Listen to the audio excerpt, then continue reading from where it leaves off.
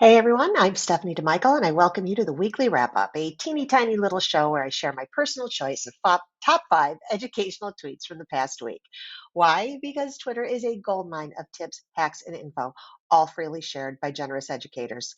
If you don't have a personal learning network, or if you're a little wary of Twitter, please allow me to be your guide because social media isn't for everybody, and frankly, you're just super busy, so I'm more than happy to curate good things for you. Now let's get to it with the top 5 tweets from the past week in no particular order. Would you rather take a test or play a game? Duh.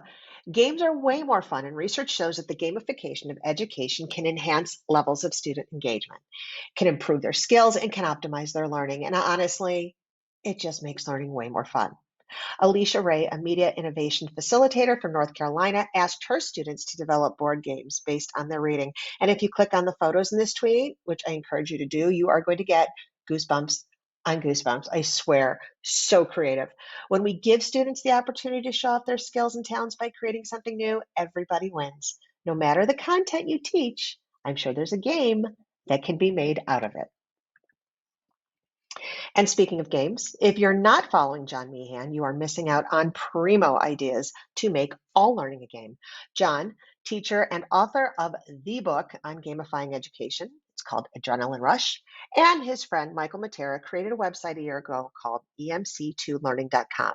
In it, you'll find an on-demand resource library with some of the coolest, most legit, high-quality activities that promise playfulness with purpose. And right now, in honor of their 1 year anniversary, you can get a discount on membership. So here's a tip if you're balking at it. Ask your administrator to front the cost of membership. It will pay for itself in the savings of worksheet packets. I also recommend checking out the free blog posts on the site if you're interested in learning more. PiDay is next week. As a side note, while the rest of the world celebrates the magic that is 3.14, I will be celebrating the day with apple and French silk pies. If you are looking for some resources to share in your classroom that aren't just awesome sauce, but also free, check out this thread from Mathagon, the mathematical playground that makes learning more interactive and engaging. Also, click on the PiDay hashtag in the tweet to open up a pie load's worth of other ideas and resources. See what I did there? It's back. Ryan Ellis, a PhysEd teacher from Great Britain, just announced the return of his podcast. It's called the PE Umbrella. In preparation for the anticipated return, click this thread, and in it, Ryan shares snippets of past episodes and snippets of knowledge about teaching and learning. Give yourself 5 minutes to listen to them. They are inspirational. Also, be sure to check out past episodes of the podcast and a ton of PE resources at peumbrella.com. And finally, if you're looking for ways to help your students make real sense of what's going on in the world right now, and if you'd like to do so using quality sources, click the link in this recent tweet from Parlay. Parlay's platform, if you're new to it, makes it easy for teachers to facilitate, measure, and assess student-driven discussions in person online. Um, I guess you could call, like back in the day, I would do Socratic seminars for my high school students. This is a Socratic seminar for the digital age. There are also thousands of other topics to use, but this one seems particularly timely for kiddos in grades 6 through 12.